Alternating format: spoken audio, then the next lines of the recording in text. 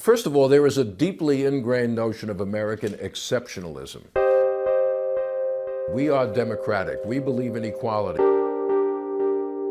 We believe in opportunity. This is the land of those things. So therefore, there is a tendency to forget about aspects of our history which don't fit that pattern.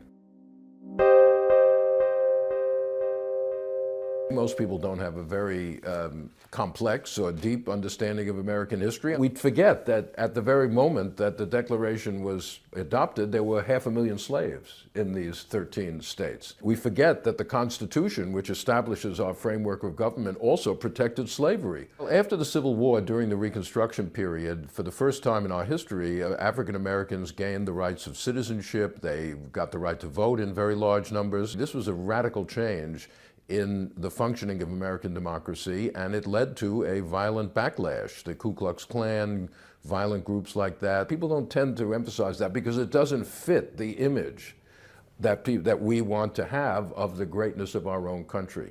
I think it's indisputable that race, in one form or another, played a major role in President-elect Trump's victory. Now it's time for America to bind the wounds of division. Have to get together. Trump's campaign, which dealt with many issues and appealed to many kinds of voters, part of its appeal was xenophobia, that is hostility to immigrants, hostility to Muslims. Donald J. Trump is calling for a total and complete shutdown of Muslims entering the United States. Outrageous statements about Black Americans. African Americans, Hispanics are living in hell because it's so dangerous. You walk down the street, you get shot. It's not up to me. He started out his presidency, pretty much the first words out of his mouth were, "I want to be a president for all races and religions." Brian Lanza put out a statement last night denouncing all racism on behalf of the administration. This is not the whole story, but it is part of the story. And I think one of the problems nowadays is that the news media has tended, since the election, to sort of begin the process of normalizing President-elect Trump. He's just another politician, and normalizing in an odd sort of way white supremacy. He doesn't denounce Mexicans as rapists anymore. He doesn't say that every black community is just besotted with crime and destruction.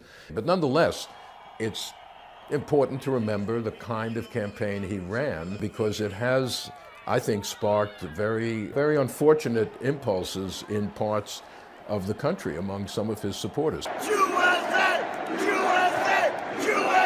Whether there's a pattern of cycles or anything, I'm not sure, but it certainly is the case that moments of great advancement for African Americans have led to resentment and backlash on the part of whites. It happened after the Civil Rights Revolution.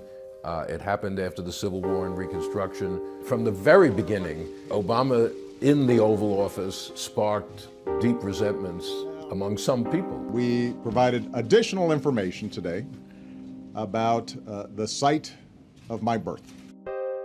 No other president has ever been forced to reveal his birth certificate. The idea that Obama wasn't born in the United States, he wasn't really an American. And that's because of his race. No one asked George W. Bush where he was born. He's a white guy. Everyone knows who he is.